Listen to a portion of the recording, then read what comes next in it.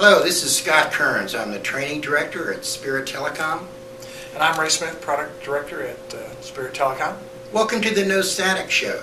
The No Static Show is all about how businesses communicate in the 21st century. Today, Ray is going to talk about video conferencing. Ray, now you're the expert, aren't you? I'm far from it, But you know enough about it to be dangerous, right? Absolutely. Okay. What's the difference between the video conferencing that you know and the video conferencing that maybe people are familiar with on the internet? Well, really, Spirit on-demand video conferencing really is business quality video. So that means we get much better definition and resolution. That would be one characteristic. The other characteristic is that multiple people can be in the conference call at one time. Typically, the older systems were generally two people interacting. Spirit on-demand video conferencing allows up to about 50 people, and the last 8 people are the ones that are shown. So this is kind of like Skype, right? Well, yes and no. I mean, even Skype is generally a 1-to-1, 1-to-3 basis.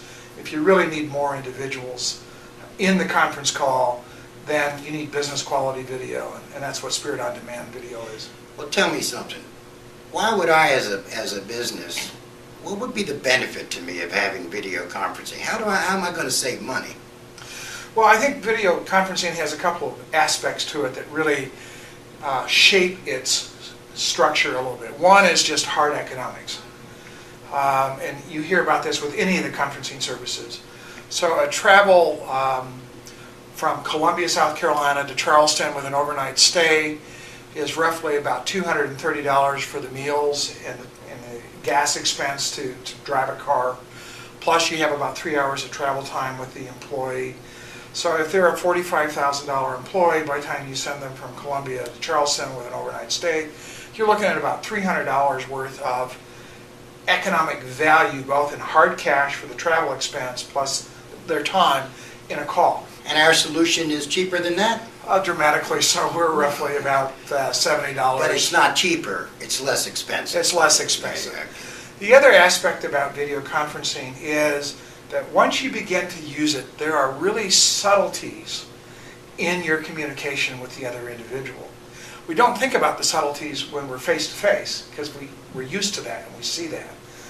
But when you begin to use video conferencing over audio conferencing or even desktop conferencing, you begin to get the subtleties of seeing their eyes. You can read the body language. That's a dangerous thing. A more intimate experience with your business colleague in terms of the basic communication.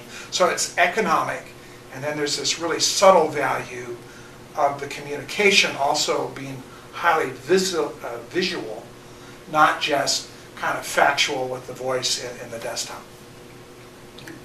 Well, there you have it. There's our take on video conferencing. If you have your take, let us know.